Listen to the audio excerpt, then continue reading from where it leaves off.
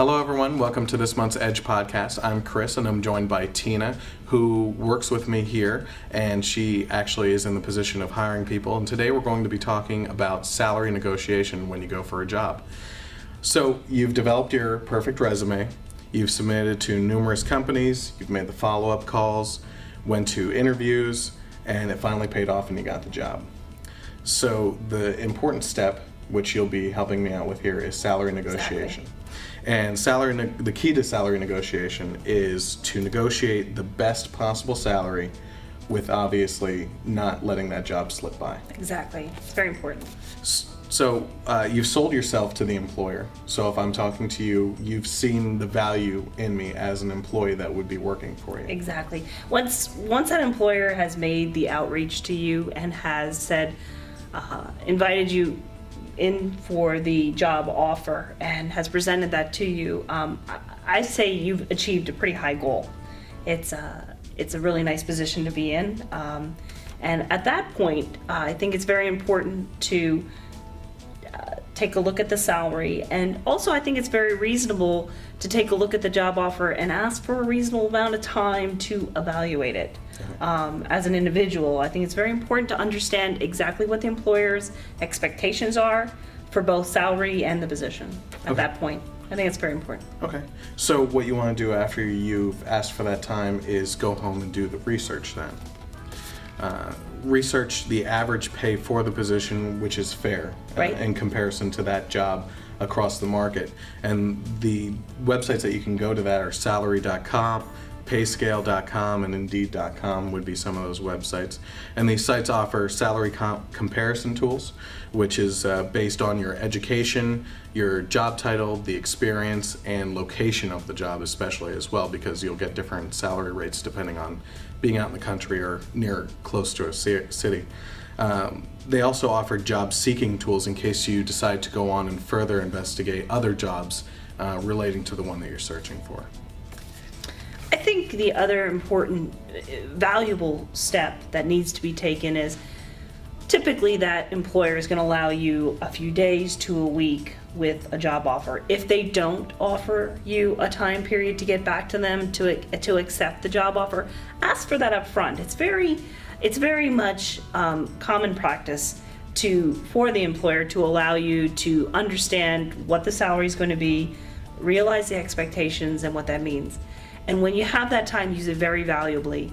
I would absolutely recommend taking the step to go to see a financial planner at your credit union. This step is very critical because once you know what that dollar value is, that individual at the credit union can walk you through exactly what your expectations are with your expenses and what your needs are.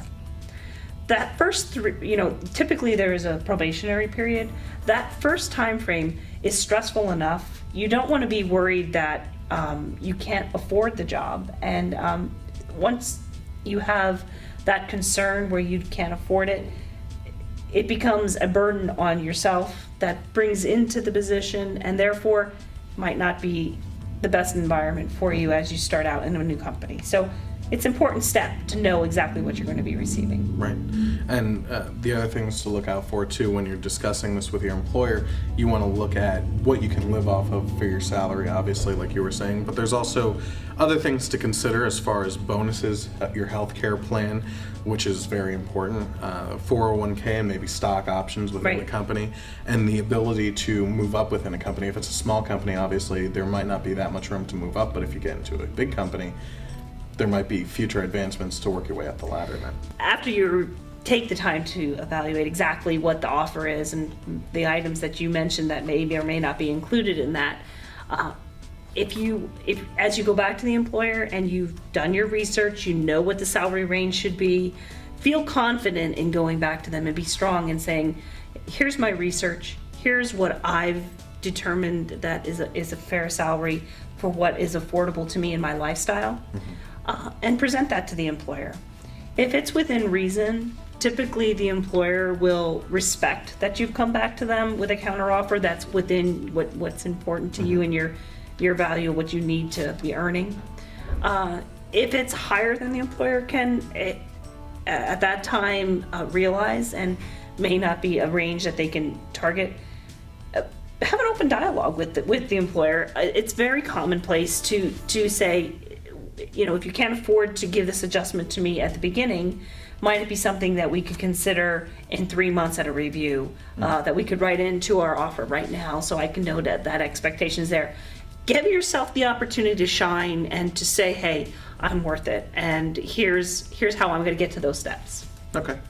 And if you had other interviews prior to this one, you could always go back to those with a phone call. And we're talking about interviews, not just sending out your resume. That's very important to realize too. If you've had the interviews with other companies, you can go back to them and talk to them about if they've come to a decision on filling that position, and tell them that you've been offered a position that may fuel some sort of response from them to possibly hire you. And there's a rare instance that they might throw out an offer to meet with you again for a second interview.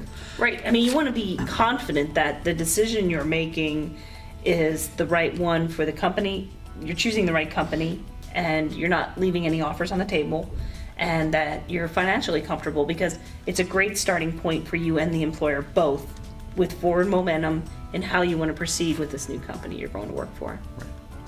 Okay. When you've made your decision, as Tina has said, you want to set up that next appointment with the employer within probably 3 days, you say? I typically like to know whether an employee is interested. I don't think anyone would be disgruntled if you ask for a week. It all depends on how quickly you think you can get that appointment with a financial planner, make your decisions, make your phone calls. It all depends on what's on your plate, and how much you have that's weighing against you. Okay. Be prepared with the research that you've come back with, the financial planner advice, the salary.com comparisons that you've come back with, and any questions that you might have of the employer that you hadn't discussed within the interview process, or that you've come across online that you want to resolve prior to making that negotiation then. And I think another really important point is that you've been offered the job, so you've reached a pretty high level with that employer. So take advantage of that. Show them with your counter offer, whatever that might be, show them that here's why you need to give me what I need, meet my needs, and show them that you're the risk they're willing to take. You were the right decision from the start, and they'll give you the tools to continue on with what your needs are and expectations that you need met. Right.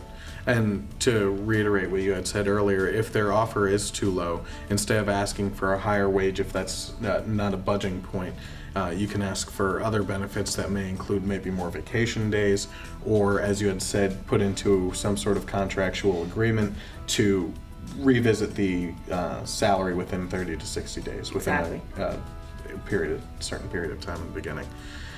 One thing to always remember, though, is that you should remain professional and confident, and never arrogant and demanding, because these are flaws that they could instantly just turn off to you, and they wouldn't want to hire you because of that type of behavior. I think you want to, at this point, you've been offered a job, they're enthusiastic because they've offered it to you, they're enthusiastic to have you join their team. So continue that momentum and make the process a pleasant one for them, and don't have them second guessing you because you've counter-offered and then you come back in a different capacity. Make sure you make it very well appealing for both of you. Okay, great.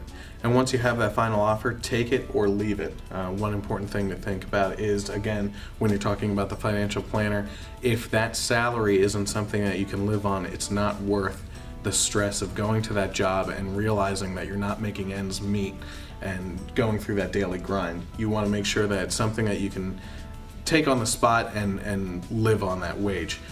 It's inappropriate to ask for more time to consider this job offer after this second meeting that you're having with them.